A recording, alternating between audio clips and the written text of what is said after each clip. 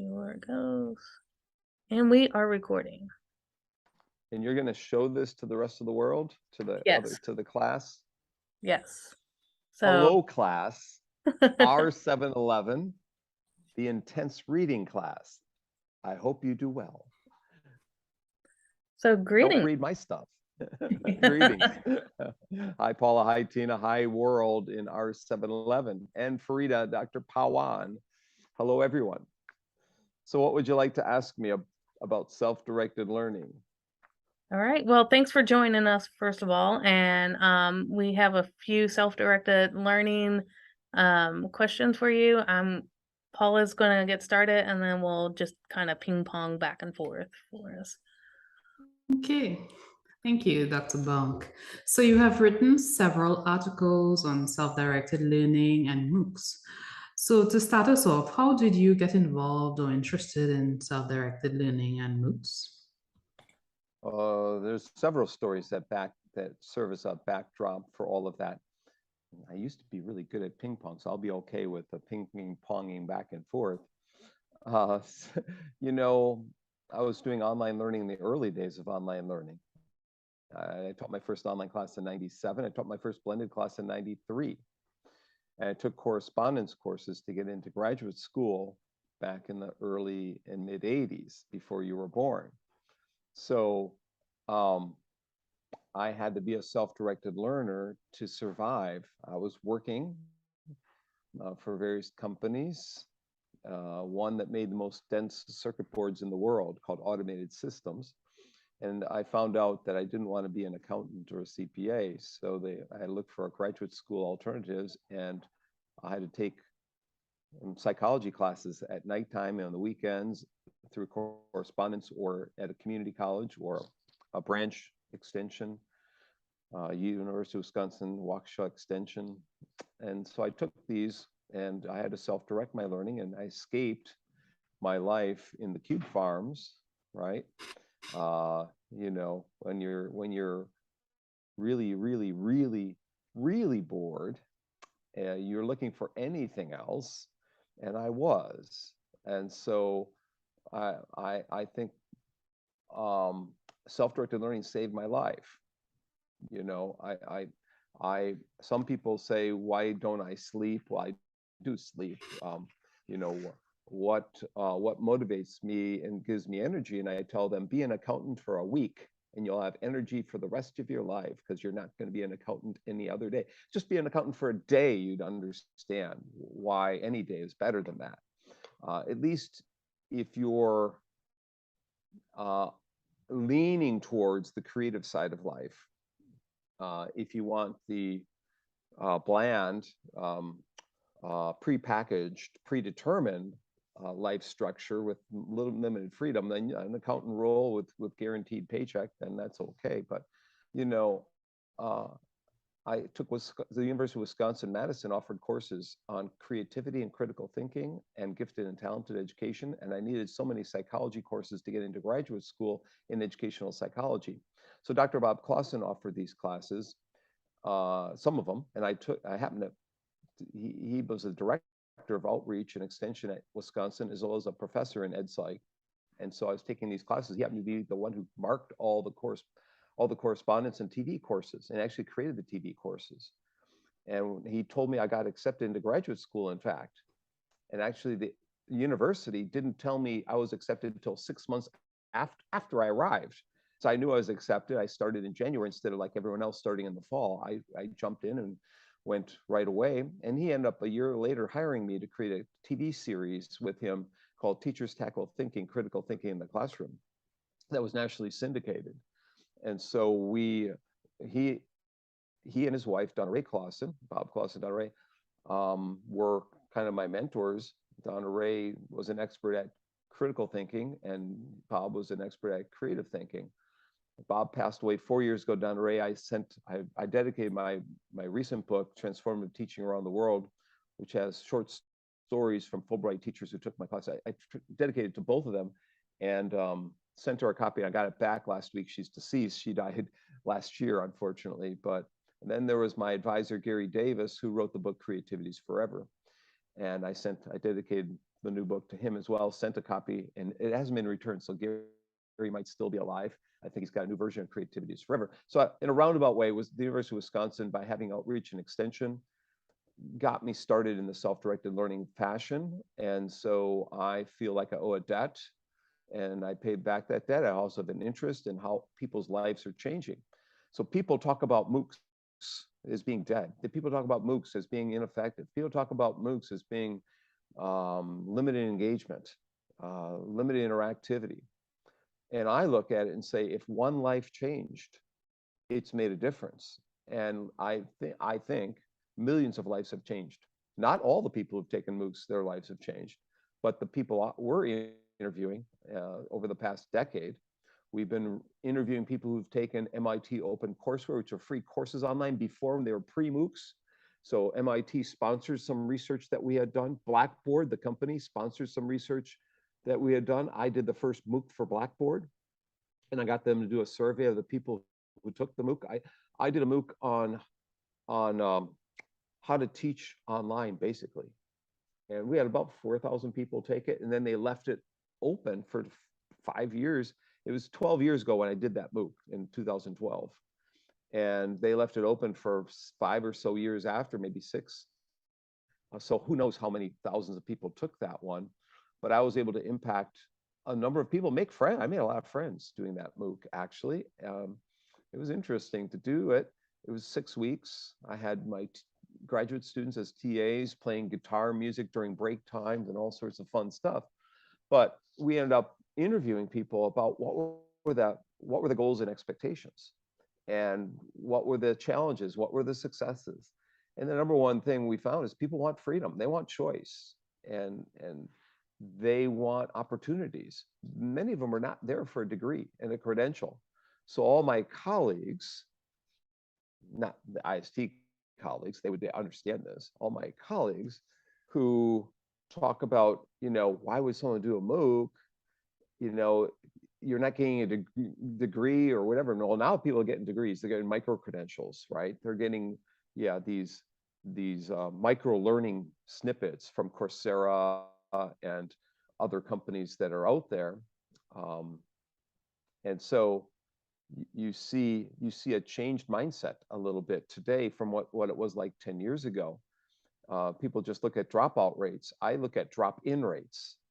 I have too much negativity in the world. There's too much, just people want to critique something automatically when it's rolled out, instead of giving it time to hatch and grow and develop and try to understand it. People just want to bash and just, it's hard for the education monsters to change if we immediately have the critique hat on. Now, I understand those of you who are at R711, this is a class about doing critiques, and you're being trained to critique. Why don't you take that hat off for a second to try and understand MOOCs and my evolution and the evolution of MOOCs over the past decade plus. And so I ended up doing a book in 2015, in fact, 2 books. We did a book on MOOCs and open education around the world for Rutledge. We had people, various places, India and, UK and wherever in that book. The second book we did, so we did 2 parallel books, one as part of a conference, the eLearn conference. We had a symposium, a pre-conference symposium. They ended up being a special issue of the International Journal of eLearning that they made a print-on-demand book. So we had 2 books come out in 2015. Then I had a follow-up come in 2020 on MOOCs and Open Ed in the Global South. And there, we had South Africa, and we had China, of course, Indonesia, Malaysia, Thailand, Vietnam, and other Rwanda or Nigeria. Different parts of the world were in that particular book. Sri Lanka, Nepal, and now I'm doing a follow-up study in Nepal, looking at teenage kids who are learning from MOOCs.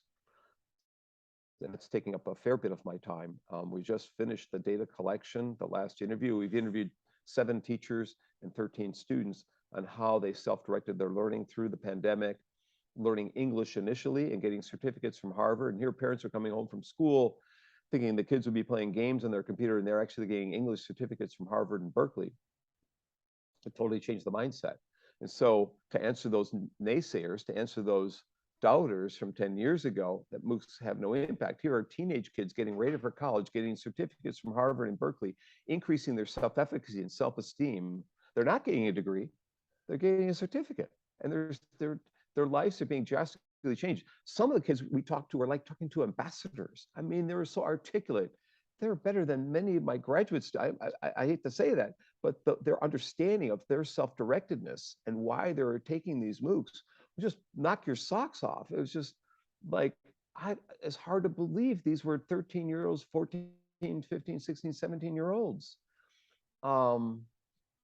It's phenomenal what's happening in Nepal. And we'd like to replicate that. So I might write a grant to try and replicate that in other places and in countries or maybe inner city US. But what were the incentives that they were provided? Why did they, get so intrigued by them? Well, their teachers promoted it. They showcased what they were doing. There were certificates that they got. They put them on social media. So they got, some extrinsic rewards as well as intrinsic kinds of rewards from taking those particular courses. Some of these kids took over 100 MOOCs. So it wasn't just English. Once they took English, they took paleontology, they took Egyptian history, they took communication skills, writing, a lot more writing skills to get better at writing, and again, getting prep for college, but it was well beyond college prep.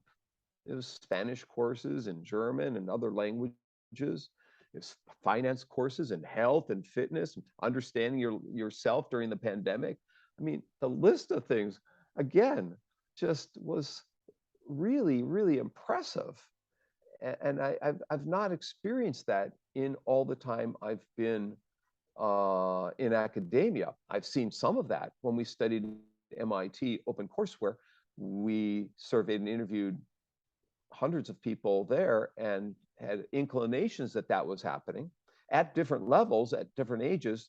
20-year-olds, 20-something and 30-year-olds were finding out they didn't need to go back and get a doctorate. They could just ramp up through free courses and start a new company on whatever. They learned budgetary skills. They learned, finance, they learned marketing. They learned computer programming, whatever it was. And they were able to change their lives. Some people took these to get ready for college, and they're returning adults and they're taking statistics courses or algebra to get ready for college or communication. Some people are at the end of their careers and wanting to start a new hobby that turned into a business. One guy, his wife and him were creating a yacht business. And so, the inspiration that I get from this research about other people that are self-directing their learning made me do more research on what self-directed learning is and what are the principles of it. And now Maina Ju and I, a former student at IST, have written a couple pieces about what are some guidelines for helping people become more self-directed in their own learning. How can we design MOOCs so that more people could finish? Instead of the naysayers, some of my colleagues in IST, some of them, instead of saying, oh, there's too many, I submitted a proposal called Profit for funding, and the only feedback we got is MOOCs don't work in the US, therefore we're not going to fund this project in Nepal. And and the other feedback we got is $19,000 isn't enough to pay a graduate student a stipend on. Well, that's all that they had available. So so people are just, they have a knee-jerk reaction against MOOCs. They don't really understand what they are, what the possibilities are, and who's benefiting. And it might be a transitionary phase in their lives, like my transitionary phase taking correspondence and TD courses.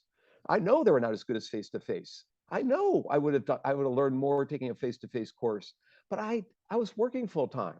This was basically my option in life. There are millions of people whose only option in life is the alternative educational formats, the non-traditional, the informal. And we're stuck in this formal learning paradigm with, centuries of didactic face-to-face instructional settings that people have come to recognize as the education, when actually the education is no longer that butts and seats, listen to an instructor, talk on and rant on and on about their discipline.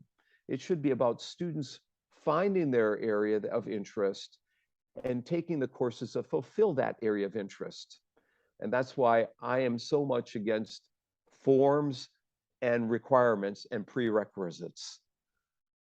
I think that the death knell of education, of all the people who are like me, who need to change their lives. And the more forms we put on people, the more requirements, the more check boxes. That's why I hate, I can go on record. That's why I don't like the IST doctoral PhD program. It's a lot of checkbox, Dusty, 1, 2, 3. I think people should decide for themselves what they want to learn, when they want to learn, how they want to learn, where they want to learn, who they want to learn with. In 20 years, people in K-12 schools will be going to school with kids in Singapore, in the Philippines. They'll be picking them off a wall, who their peers are for the day and who their teachers are for a day. Why can't we have this today? Why do we have to just pretend like all this around us is not happening, and we continue on our march into an endless array of forms? I'm form phobic. I used to be a CPA and accountant. I hate form. So part of the reason I got into self-directed learning is to empower people, student autonomy, student-centeredness. And so I want to address the issues of dropouts or drop-ins. And so we're doing research on Duolingo and how people, what motivates them to learn, and what are the features and what are the aspects and why and all this. But what could be embedded in Duolingo? What could be embedded in MOOCs?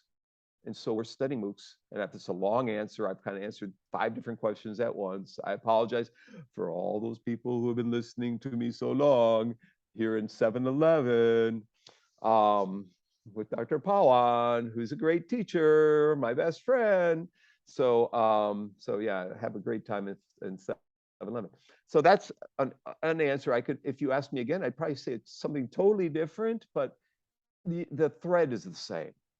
That the thread in my life, I've seen many changes in opportunities in education. And I wrote the book in 2009 called The World is Open. That is kind of a precursor to this. I edited with Charles Graham the Handbook of Blended Learning in 2006. In fact, as I said, I taught the first blended course, I think, at IU in 1993, and the second fully online class at the School of Ed in 97, we called the Smart Web. And I could talk about that a little more if you want. But. So I'm sorry for talking so long. No, that's all right. I think it's great. Lots of good information. And I'm going off script a little bit of what I sent to you, but we were, I know, I'm going off script, but we had talked last week about ISD and ADDIE and, like, again, a very prescriptive, do this, do this, do this kind of process. But with self-directed learning, it seems like it's choose your own adventure kind of for students. So what role does a designer play, if any, with self-directed learning? So a lot.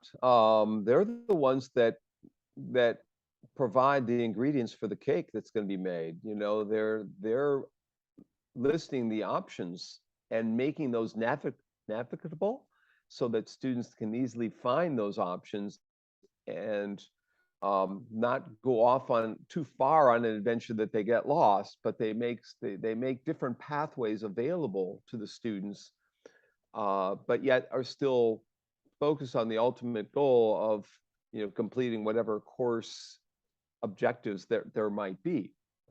Now, I'm not anti-course objectives, in spite of my rant earlier. I think there has to be some ultimate end state, but we might move in different pathways along to that ultimate end state. And we maybe need to make the objectives be less specific and more about the 21st century digital learning skills that we need all students to acquire. So the instructional designer, given this shift in emphasis from teacher-centered instruction to learner-centered instruction, has to start understanding the diversity of learners out there. And I wrote a book with Dr. Ka Zhang at Wayne State. It was called the R2D2 book, but the publisher renamed it because they thought we'd get sued by George Lucas in Star Wars. So they renamed it, what was it? Something empowering learning or whatever it is. That's the thing about getting a publisher. And the publishers will change your title on everything, by the way. My last book, Transformative Teaching Around the World, is called Making Impact. And so they changed it, and so Maynard and I made the preface before Making Impact, and the chapter 1, Time to Make Impact, and the last chapter after Making Impact, so we could make an impact. But yeah, empowering learners. God, how can I not remember what my book is? So it's got 100 activities for teaching online. Then I have a book, free to the world, called Adding Tech Variety, that has 100 activities for teaching online. And both those books are meant to provide guidance to instructional designers on how to help them address the diverse learners of the world. The Tech Variety book has 10 motivational principles. And if you take my R622 book or my R456 on instructional strategies, but right now R622 on learning environments, I'll walk through that, both models, Tech Variety and the R2D2 model, read, reflect, display, and do. So the R2D2 model divides into 4 things: reading, reflecting, displaying, and doing. That's all that you do online. That's all you can find online. It's not a learning style model, because I'm an educational psychologist and we don't believe in learning styles. Learning styles don't exist. We can have learning preferences and strengths, maybe, but styles, no. And so the motivational book is based on 10 motivational principles: tone, encouragement, curiosity, variety, autonomy, relevance, interactivity, engagement, tension, and yielding products. And really, there's multiple motivational principles in each of the 10. So based on my reading of the motivation literature over the past 3 decades plus, I summarized and distilled it down into one framework. And instructional designers can use such frameworks when they design courses to help learn become successful. And they don't have to aspect of the model. They don't have to use all 10 motivational principles. It's just being aware that they exist and diversifying their course and creating opportunities and just thinking beyond the traditional things that they were thinking about. The models are intended to provide a guideline and a safe haven and some, oh, I'm doing that. But at the same time, it's meant to push and nudge them along and say, oh, I'm not doing that. It's a kind of both the tension that exists there in education today to be teacher-centered or learner-centered. And both books have every activity listed on a scale of time, risk, and cost. Some people want low risk, low cost, low time, and heavy students teacher-centeredness, and others want high risk, high cost, high time, and maybe high student-centeredness. And there's a lot of in between on those continuum. And so instructional designers can use models, maybe not mine, I don't care, as long as they find one that works for them. And in this age, this golden age of online, blended, and whatever kinds of learning that's out there, micro-learning, we have more and more people creating new frameworks, models, and schema for the design of instruction. And we don't have to just use ADDIE model, but it works for many people. It's a nondescript kind of a model. It's kind of a kitchen sink model. And my research in Ed Psych in the old days, whether we're looking at reciprocal teaching, where teachers are teaching other students, or other kinds of models out there, we know that kitchen sink approaches work. They do work. ID model works. And when you take one thing away from it, it doesn't work so well. When people don't understand, with reciprocal teaching, there was peer teaching, there was recording your progress in reading every day, mapping it out. There's teacher modeling, all these components that are built into the system. Well, the same is true. There's a lot of things that happen within ADDIE, within other models that go on. And so I'm blabbering on and on, but the answer to your question is, I think it's critical for instructional designers to understand the psychology of the learners for them to have success, to understand not just the psychology of the learners, the backgrounds and the expectations and experiences of those learners, instead of just creating teacher-centered instruction, to start trying to sit and empathize with the students who might be taking that course in the future, um, and designing it so that, working parents can take a 10-minute burst of learning and go back to their daily life as parents again and come in and out. And so many MOOCs are being redesigned for short snippets and actually list the time to completion. So one of the guidelines for creating more success in MOOCs is have a guide, having a progress bar, having the time estimates for how much longer it's going to take, how many components are left, what are the options within those, can you skip them? So Maina Ju and I wrote up a paper on 15 guidelines for MOOCs, and I'm happy to, I shared it with you. You can share with the R511 class. We also wrote a paper on 10 years of research on MOOCs, and from a self-directed learning standpoint that's in review. Both are in review now. Both are kind of papers, kind of overview. Both are they're not heavy, dense. They're filled with researches, but it's more theory to practice. So I think, people won't get overwhelmed with them. Will understand maybe why we're doing this research. So share that with them. If any of the students in R511 want to read about the research Shishi Lee and I are doing on Duolingo, and now we're doing on tango dancers and tango instructors, and we'll be and we're doing on Nepal, kids in Nepal. Those are all in process. 2 of the papers are in review as well on Duolingo. I'm happy to share any of that. In the past 3 years, we have 5 publications on self-directed learning and MOOCs. We had 6 in review, and we got 1 conference proposal. So it's 12 different things. But I think the 2 papers I mentioned, one that I led on our summary of our research that we've done over the past decade. It's called On the Trail, the Self-Directed Learner. On the trail, kind of like an explorer, and the other one's on the guidelines. I'm happy to share it. You can share it. So again, I've talked too long. Sorry, Farida, for blabbering again. But this is I'll let you get to the next question, Paula. That's okay. I understand the passion. So I know a lot of your studies have to do with SDL and online learning MOOCs, but do you think that these principles still hold if the mode of delivery was face-to-face? How would it differ? Is self-directed learning limited to adult learners? I know you were mentioning about the Nepali children, and since it's not limited to them, perhaps how does SDL differ for younger learners? No, no, and no. Okay, next question. No, I'm just kidding. I thought I'd give a short answer.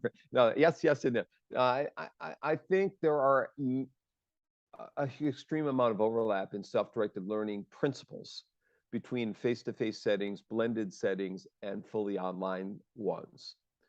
What blended and fully online ones do is alter the learning environment to include many more educational technology tools, features, and options that you might not have in a face-to-face environment. That doesn't mean that the psychological principles and the educational principles or instructional principles of self-directed learning don't hold that people initially found in face-to-face, that they don't hold in online or in blended types of environments. I think that they do, and I think it first goes back to control and autonomy, learner control and autonomy, learners making decisions about, again, where to learn, when to learn, why they're learning, how they're going to learn. The only thing that matters in the long run is if they learn, right? And so the learning is the ultimate goal, not the place or the pace or the path, any of the other P words. I told you I'm going to write a book called Peeing Through the Pandemic. That's another story. I like these P words. And I'm not the first one to talk about this. I mean, this issue of pace and place and path has been raised by people who existed long before my research. And so people like Charles Wedemeyer at the University of Wisconsin created the opportunities for outreach and extension. He talked about blended learning in the 1960s. He talked about video conferencing in the 1950s, and people thought he was the crazy man, you know. And so I owe a debt to him. I wish I would have met him before he passed away. I was at Wisconsin as a grad student. He was still alive. I wouldn't have gotten to grad school if the outreach and extension hadn't existed there. Charles Vest at MIT. So let's make all education free to the world. So we have two Charles Wedemeyer and Charles Vest. And their vision has impacted millions and millions and millions of people around the world. And there are many others like them who, you know, if you read anything from Stephen Brookfield, and I'm sure if you've taken any adult ed classes with Marge Treff, you'll read from Stephen Brookfield, and many other professors in IST might assign Brookfield, but he has books on critical thinking in higher ed. He has books on the adult learner. So he's an adult learning expert or specialist, but I would recommend his adult learner book because he'll have a whole chapter on becoming self-directed, maybe more than that. And I think that chapter will lay out the history of self-directed learning better than I can in a short interview like this. But you know, it's basically these issues of ceding control to the learners, giving them some respect and involving them in genuine forms of learning. So it's not being a contrived learning where arms are being twisted to walk to get to a certain endpoint. You have to go through this set of tasks and deliverables. It's letting the learners, and I got an example last semester. I have a 100-page syllabus called the Monster Syllabus, as Tina knows, and it's in emerging learning technologies. Well, last semester I had my students create an alternative syllabus for the whole class. After I always get a migraine updating a 100-page syllabus. After having a near migraine experience, I said, we can throw that syllabus away. What do you guys want to? Let's create the alternative. So one student added something about the dark side of instructional design, and I didn't understand, but I understood what it was when he put articles in there about that. But we had two syllabi, and so I didn't give up total control. I gave up half control. You see, you don't have to. It doesn't have to be a this or that. There can be a midway point, and too many people start thinking about, well, if I give up, I can't. I gotta, I'm giving up my life, my career, what my expertise is. I'm letting students, all of a sudden, and that indicates that all these decades of being a professor is not validated. We want our validation. Dr. Pollan wants some validation. Maybe she doesn't need it as much as I do, but we all have egos and investment of time and energy in what we do. So we want to have our syllabi out there, 100-page or whatever, but we also want to give students the choices within those. We want to give them some options, for their journey, for what their ultimate end state might be, and maybe have projects be related to their workplace, so they can be not only helping themselves personally, but helping their entire organization professionally. And so as we move into a more self-directed learning era, and I call this century the learning century, because we're learning all the time. We had the industrial age, we had the information age, the global, we're now in the learning age, you see. And if we're in the learning age, we're not in the teaching age. Teaching, it was teacher directed. We're now in the learning age, which is more human driven learning. So I think we have to go back to humanistic principles from Carl Rogers in his book, and that's the other book. I get Stephen Brookfield's books, and I get Carl Rogers, the psychologist or psychotherapist. He was at Wisconsin for a brief bit. He has a book called Freedom to Learn, and Freedom to Learn 1980s. And people at the University of Houston are creating updates to that book, even though he's passed away long ago. So Carl Rogers and Abraham Maslow, and you might have heard of Abraham Maslow. You might have seen the Marines and their commercials, be all that you can be and self-actualize, So really we need to go back to the humanists out there. And by the way, I double majored in human learning and human development, and I minored in IST or ed tech. This is not my the primary area. And I've been hiding my human development background until society's ready for that. And now society's becoming, I've been studying human learning for the past 3+ decades. Now we're ready to study human development. And MOOCs provide those opportunities to look at human development over time, all these alternative outlets. And so I think I'll be starting new veins of research in the coming decade. At least I hope. And so I think what we're doing is kind of fleshing out what the guidelines can be for MOOCs and for open education to provide success. But I think we have to go back a little bit and read from Stephen Brookfield, read from Carl Rogers, read from Abraham Maslow, read from Charles Wedemeyer. If you can get Charles Wedemeyer's Learning at the Backdoor book for $1 on Amazon that he wrote 30 some years ago, every sentence in there is a quotable.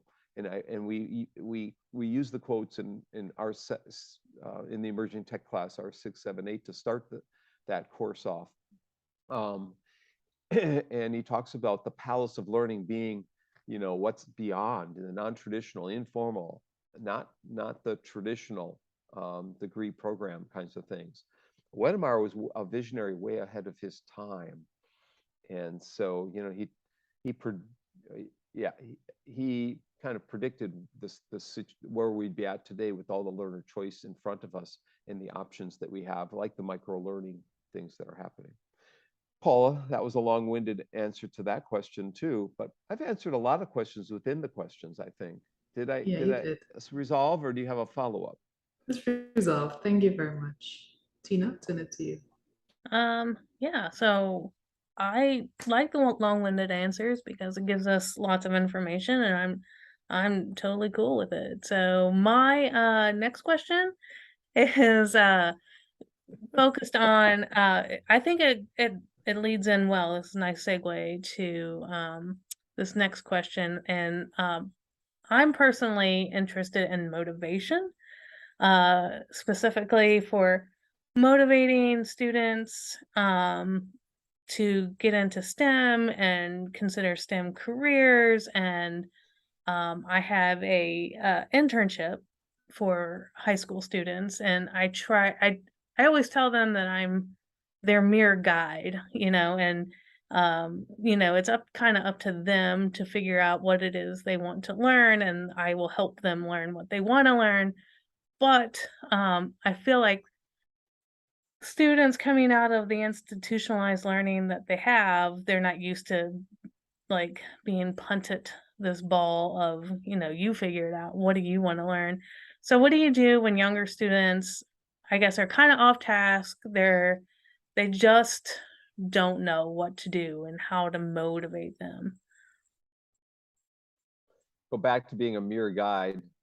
That's when the U.S. was going up with the Russians in the space shuttle. That was their mere guide was helping. Anyway, the Russian space was called the Mirror. Anyways, so that's maybe not a good joke today, but okay, I tried. So what do we do with students who are off task and disappointed, frustrated, and not making progress when we do give them more control and more autonomy? Well, a couple of different things. One, you can bring them back together and, or in small groups, and chat with them about what has happened and how they're progressing, and what hasn't worked and what has. That's one option, is just having a come to Jesus meeting with everybody and finding out where they're coming from and what hasn't worked with your great idea of being more centered in this semester. And then from that meeting, you could design and develop a set of scaffolds or guides for them that you didn't have in place when you started this. I mean, PBL, or problem-based learning, doesn't mean the instructor totally walks away and lets students fend for themselves or work on their own. Now, I did see Dr. Tom Duffy do this with an undergrad ed psych class, and I disagreed with him 25 years ago. And he said, oh, week one, hi, this is me. And here, your project is, how are you going to clean up the PCB problem in Bloomington that Westinghouse left us? And here's your ed psych book and other materials. And here, I'll see you in 15 weeks. Well, that doesn't quite cut it. You do have to offer some advices along the way and some discussions and some resources that you might have found, some examples from other teams that made them successful in the past in your course. In the present, what teams are moving ahead and showcasing their progress without belittling the teams that haven't made progress, right? So you want to find ways to celebrate success of your students without necessarily, um, making teams that didn't find as much success look bad, but you want to celebrate their success too when they do in fact have it. So I would say, um, first of all, find out what is happening in a small way, just as private email. Then, as a team meetings, you might join their team meetings and maybe nudge them along, or maybe provide inputs and advice within those team meetings. Then when that doesn't work, then you provide additional scaffolds and supports and structures that build small successes along the way. You maybe have some kind of report out time that's a quarter of the way through the project, so that they're not swimming in the deep water. You bring them back to the shallow waters for a bit and talk about what maybe some smaller projects that they accomplished along the way. And then you if everything, there's more steps that you can do. You can have you can bring two teams together, a successful team and one that isn't successful, and have them talk about both the successes and failures, and maybe have the team that isn't experiencing so much success wrap into the team that is. Another thing you can do is change team membership. Now that's that's only to be used with discretion. You don't want to just jump at team changes right away. You don't want to make it seem like there's members of the team that are to blame. But at West Virginia, my first job, this question came up to me by in an undergrad ed psych class by someone who's doing field observations, I think at the time. This is back in 1989, so I can remember back that. So students said, there are schools in Morgantown, West Virginia, that changed to PBL, and it didn't work. The kids were upset, and all this was going on. So the teacher changed things back to the face-to-face. And within weeks, the kids were so upset. They actually found that there were things they really liked about the PBL, but it was such an adjustment for them. It was tough to make. And so they needed to see the old life and how awful it was, the didactic life. So they to be able to really embrace the PBL life, the learner-centered life. So there might be a back and forth motion to this, where it's not working, where the student choice is not working, and you say, okay, let's go back to aspects of what it was like, and let them have the bright lights. And if they succeed in the teacher-centered way, oh, okay, we'll save that. But more likely, if they've had a taste of the directive, the freedoms and the choices, that they'll probably yearn for the days in which you did try to give them some self-directedness, some opportunity to decide the projects that they're going to work on. But you have to illuminate their accomplishments. You have to, if you can do all these things along the way, but if there isn't an outlet for at least a final aha moment or a celebratory time where parents visit, and see the projects on display, or their peers come back, or you put things up in a project gallery online and you have experts come and give feedback, which is the option that Lee Eman and I did for our technology integration project with Southern Indiana teachers 20 years ago. We had the gallery of all the prior teachers' work.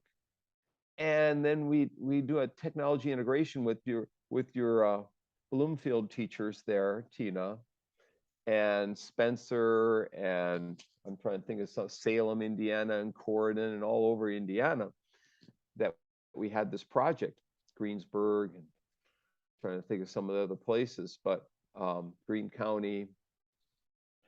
And so the first day we had this technology integration project called Ticket, and at least two teachers are coming up to us crying.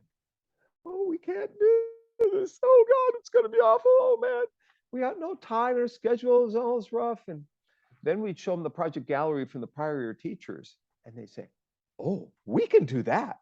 Oh, we can. So, people have these high expectations for themselves, whether they're your students, elementary students, middle school. We all have expectations of success, or we want to have those expectations of success.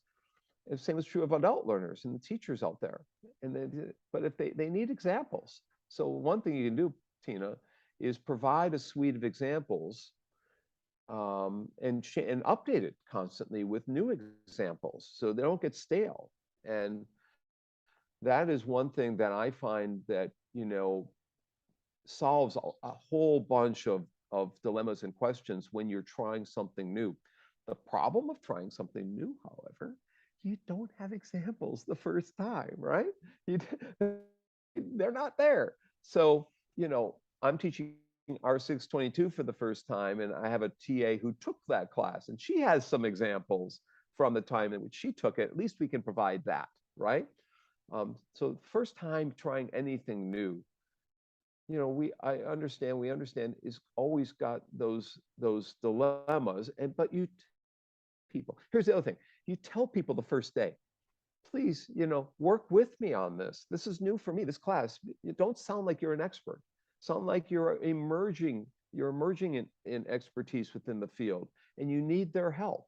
So recruiting student help is another way to make PBL, or not just problem-based learning, project-based learning, process-based learning, or any other kind of inquiry-based learning, any other model which is more student-centered. Recruiting their interest, but recruiting their support. Last night, I wrote an email to my students at 2 a.m. I said, I found you guys had great discussions in Canvas, but there are two things just shared in Canvas. I'm going to add them to the syllabus. Thank you. And I thank the specific person who so you're indicating, you're giving students some status, right? Some self-efficacy as a learner. And so you need to build the self-efficacy, self-esteem, and appropriate expectations. So at the front end, when you're doing all this, have students list their expectations. If it's in Canvas, it's in there. If it's face-to-face on an easel, you list the expectation, then you point out how you're going to meet those expectations, right? So people want to feel like you're serving their needs. Say, well, we might not get to the expectation until week 12.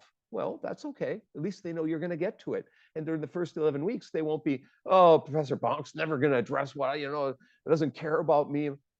Professor Bonk's going to get to this in week 12, maybe week 13, and so forth. So you're meeting the students a little bit. You're finding mutual knowledge, and you're building with the early icebreakers and introductions. You're building intersubjectivity. So you have to build some common ground, some mutual knowledge, some intersubjectivity with your students. Just can't, oh, you're all going to do this project on your own. I won't see you again in 15 weeks. Now, they do that in the business school, where they have the students work with computer science and informatics students and form teams, and they have these competitions to, all these grandiose competitions. But they actually, the teams are supposed to meet with the instructors and all this kind of stuff along the way. And they have competition where they can win a laptop with the final for the final projects. Or, I've seen it. I've actually been to Abu Dhabi and Dubai, where the best student projects got a free summer at some institute in Paris. I mean, you talk about, you and I can't offer those kinds of things, but I can give away books. Tina's got books. She can give away her books and all that. But you have some built-in kinds of things that people aspire to get that can be extra. There's nothing wrong with extrinsic kinds of things. You just don't have too many of them. You want to balance between extrinsic, grades and books and chocolate. I give away chocolates and lunches, and the intrinsic kinds of things, and internal volition. You want to have more volitional kinds of things than extrinsic, but you have to have both for success in life. You need along the way. So I was going to say something else and I forgot what it is, but these are all the ways in which you can embed in your courses that are more making things more learner-centered and more self-directed in nature. You can have just simple checklists and worksheets that they're checking off that they did different things. It's behavioristic, but it still works. Again, I'm anti-checklist, but there are times in which to ramp people up and get them satisfied and feel like, they're not lost in a lost world. They're not swimming in the deep end. You want to, bring them back every once in a while with some kinds of things so that they don't go into quicksand or drown in deep waters. I did a lot of points I made there. Do you want to pull any one of those out for better explanation? No, I think those all really make sense. And I liked what you were saying before in the question before, like asking them, maybe having them help design. I don't have a syllabus per se, but just like, what do you want to do this semester? Like, what's interesting to you? And just like actually define weeks that we're gonna talk about reverse engineering or electronic warfare or whatever. And just put it on a calendar and say, this is Joe Smith's idea, and that's what we're gonna do this week. And if they want to go Well, any further on it, that's great. yeah, so there's something called an Ask Me Anything. So without an agenda, I have had Ask Me Anything sessions with my students. They can ask me anything. So this semester, I have Tom Reeves from the University of Georgia, Michael Thomas, an alum of IST from University of Illinois, Chicago, with an Ask Me Anything session for asking them anything. So that's one way. I had some other things I was going to mention. I blanked out on now of trying to do that. Gosh, I had like 3 or 4 other things I was going. Oh, so you can poll your students, right? Just polling questions. You can also have if you're teaching face-to-face, you can have a sheet in the back of the room that they could be, as they walk in, they could check their top 1, 2, 3 options of the possible lectures you might give that day or activities they might engage in that day. I have a friend as an IST alum as well. He was a professor in IST before I arrived, well before I arrived. His name's Tiagi. His real name is Silvasalam Tijarajaran, so he just goes by Tiagi. He lives in Bloomington. He's sometimes the keynote of the IST conference. He has a technique he has where he lists 10 things he could give in his keynote, 10 topics, and he counts off the numbers, and he says, number 1, let the inmates run the asylum. Number 2, number 3, and the students and the audience will yell number 4, and then they'll talk about number 4. And they'll go through. So I've done that before where I have 10 different studies and we'll list the 10 different studies. Well, which study do you want me to talk about? Oh, number 8. Okay, I'll talk about number 8. And eventually you'll end up talking about most of the things on the list. You just give the students have a voice in the order in which you're discussing them. So they feel better than you just walking up and delivering 10 lectures about 10 different studies. Well, I'd be bored to tears. But if they're picking them individually as you go along, wow, this is a great experience. It's the same content. You've done very, very little other than adjusted when it's going, or having a roll the dice. As Tina knows, I have these dice and just roll the dice and what number it chose. Well, that's the item I go to on the agenda for the day. Just break us out of monotony, break us out of routines, So that's something that can be done. Polling your students, getting their inputs, filling out just what would you like me to do, and then collecting those. My TA might say, oh, Dr. Bonk, they picked number 2 for you, from that list. I've looked through all the, blah, blah, blah. So there's lots you can do to give students empowerment. And that technique, you're not changing anything about your content, or limited. You might not talk about 2 of the topics, but maybe students are just not interested. You're saving yourself boredom of your students and yourself bad course evaluations by giving them the choices, right? Right, exactly. I can see that too. Yeah, I like all those ideas. And my interns come in tomorrow, so I'm gonna start testing it out on tomorrow. How many interns? The high school interns, right? Yeah, they're high school 5 this semester. Okay, 5. And during the school year we have 5 to 8, and then during the summer we have a lot, like 15 or so. So Yeah. because they're getting That paid, sounds so I good. get more. Well, you guys sent me more questions than that. You have anything else that we're getting near an hour, I think. So, Yeah. because we blabbered on and on before at the beginning. So what else would you like to know?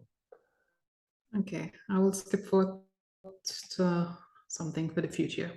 So self-monitoring focuses on learner skills to track and evaluate their progress towards specific goals. So now we're seeing the rise of the role of learner analytics, perhaps using visual dashboards and badges, and adaptive learning systems and self-directed learning. So what do you see as the future or the role of these new areas? Yeah. It's scary at the same time. It's exciting. You know, I worry that we're transitioning back to behavioral psychology in some ways when we see these learning analytics and the teachers getting all the data on what to say at any moment in time, and then making decisions just like the old computer assisted instruction systems in the 1960s that B.F. Skinner and others were designing in the 70s as well. That I worry that we're trying to shape and ship learners again, like the old industrial models. At the same time, it's exciting because this is meant to personalize the learning process and give more opportunities for people to move along the paths.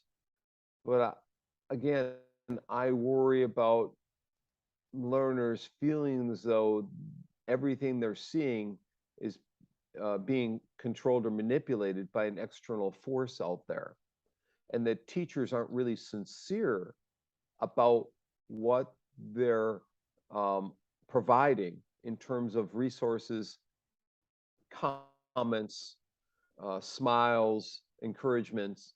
They're only doing that because the system, the learning analytics system, has indicated that's what they need to do. It's not coming internally from the teacher, it's coming from a machine. It's coming from a device. It's a mechanical kinds of reactionary kinds of learning. Um, are we going to be moving to a society that's like predicted in all these sci-fi movies of 50 years back, you know, Hale in the 2001 Space Odyssey movie, we're going to have AI systems embedded not just in our spaceships, but in our desks, in our refrigerators, in our toasters, so that every move we make is going to have a reaction from our technology that wraps around us with a comment for what we could be doing differently or better. Now, maybe we'll be able to turn those off as individuals, but what if our instructors are using those systems and that's the way the class is being run via learning analytics? As a second grader, as a third grader, as a fourth grader, you might not know that. But as you're a 12th grader, or as a college student, or as an 8th grader, you might start picking up on that pretty fast. That, what's the difference? Why do we need a teacher then? Why don't we just need a robot come in and do that if it's going to be robot-based types of instruction? So I think we'll need to teach teachers how to remain human. That's why I go back to human development as being extremely important in this century. So we're going to need courses for teachers in, number one, is scaffolded instruction. There should be, I hate to make requirements, but options in scaffolded learning, in human development, and in counseling. Counseling is an extremely important skill, and I think micro-credentials in counseling/human development for anybody, not just teachers, for finance people, for doctors, sociologists, psychologists, everyone will need counseling skills because the options in front of us aren't decreasing anytime soon. And being able to take the position of somebody else and stand in their shoes and understand where they're coming from and providing timely advice or encouragement along the way is going to be critical. And so, I'm not saying that I'm perfect at any of this. I will have to, I'm going to have to adjust my teaching and my instruction for this new age where we're going to have all these data analytics available to us do I turn them off?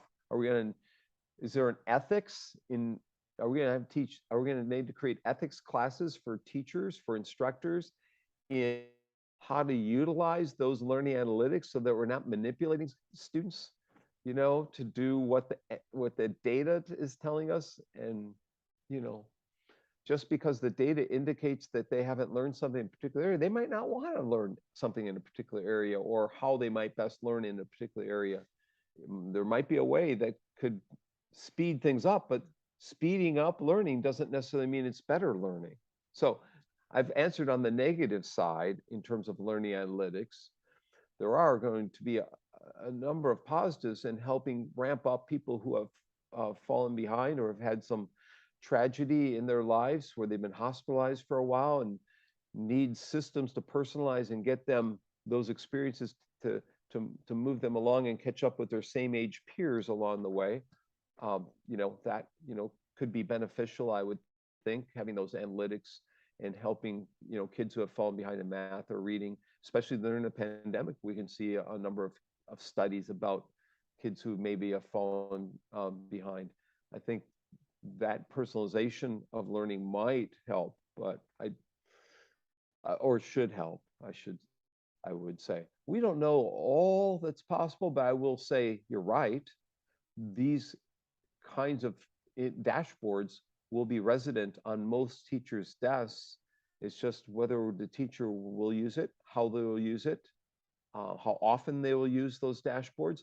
Maybe intermittent use might be interesting, might be the best form of dashboards, not just sitting with the dashboard in front of you, dictate everything you do as a teacher. That would be wrong from my point of view. Thank you very else? much. I like that perspective. Yeah. Tina? It's an evolving perspective, because this is something new that we really haven't totally experienced. We've seen videos of it happening in reading programs at K-12 level, but in higher ed, I mean, we've got limited digital dashboards from Canvas. They're really not that good. They're getting better, I guess. So this answer I gave, I might give a different answer in 2 years, 5 years, 10 years. I hope I would give a different answer, but that's my perspective on this day, September 5th, 2022. Fair enough. Thank you. I think we just have one last question. It's just a very open kind of question, and just how do we embrace the change for coming for learning? How do we embrace for that? Yeah, again, we have to be aware that this is the learning century. I think we all should promote such things. Whether we're learning from our mobile devices, laptops that I have in front of me, or my desktop, whatever immersive world kinds of things that we might have in front of us. So I think just making it's front page news. Learning is front page news today. My mother's not alive, but if she was, she'd be reading about learning. She'd be reading about online learning and the impact thereof. 30 years ago, it was back page news. So already there's a cultural change, a cultural shift that's happened.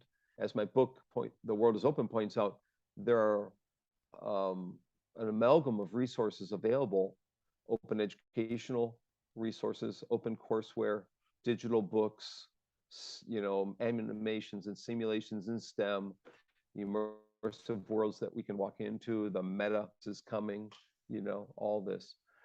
So to prepare ourselves for this world, I think that we need to respect all learners and respect ourselves as a learner and give ourselves opportunities to learn in this new age. I would recommend that people subscribe to Inside Higher Ed, and the Chronicle of Higher Ed might cost money, but Inside Higher Ed is free. And, find some people that you can read. I've got Dr. Ray Schroeder at the University of Illinois Springfield coming to my class in week 14. Last night, he sent me a kind of a portal he's built on AI in education.